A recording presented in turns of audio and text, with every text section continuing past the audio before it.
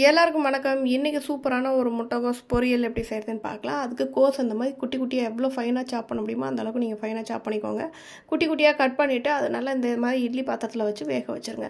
நீங்கள் வந்து டேரெக்டாக வச்சு வேக வைக்கனாலும் வைக்கலாம். அதை விட இது நல்லாவே சாஃப்டாக வெந்து வரும். அதனால் இட்லி கொப்பரையில் வேக வச்சுட்டு இதுக்கு தேவையான தேங்காய் கலவையை வந்து நம்ம அரைச்சி எடுத்துக்கலாம். அதுக்கு ஒரு சில் தேங்காய், ஒரே ஒரு பச்சை மிளகா, ஒரு 2-3 பூண்டு பல், ஒரு 2 சின்ன வெங்காயம், இது எல்லாத்தையும் சேர்த்துட்டு அது கூடவே கொஞ்சமாக சீரகம் இது எல்லாத்தையும் சேர்த்துட்டு தண்ணி விடாமல் நல்லா குறன்னு நீங்கள் அரைச்சி எடுத்துக்கோங்க.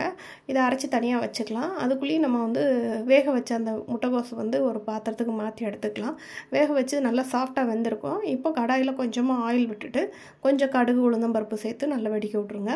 இது ரெண்டும் நல்லா வெடித்து வர டைமில் நம்ம ஒரு பெரிய சைஸ் வெங்காயத்தை வந்து இந்த மாதிரி குட்டி குட்டியாக கட் பண்ணி வச்சுருக்கிறோம். அதை ஆட் பண்ணிவிட்டு அதுலேயே கொஞ்சம் கருவேப்பிலையும் நீங்கள் சேர்த்துக்கலாம். சேர்த்துட்டு நம்ம வேக வச்சு எடுத்துருக்கிறோம் இல்லையா, அந்த கோஸு நல்லா சாஃப்டாக எப்படி உதிரியாக வந்திருக்கு பாருங்கள். அதை இதோட அப்படியே சேர்த்துட்டு நல்லா கிண்டி விட்டுருங்க. நல்லா அந்த வெங்காயத்தோடு ஓரளவு அது மிக்ஸ் ஆனதுக்கப்புறமா கொஞ்சமாக பெருங்காயத்தூள் சேர்த்துக்கோங்க.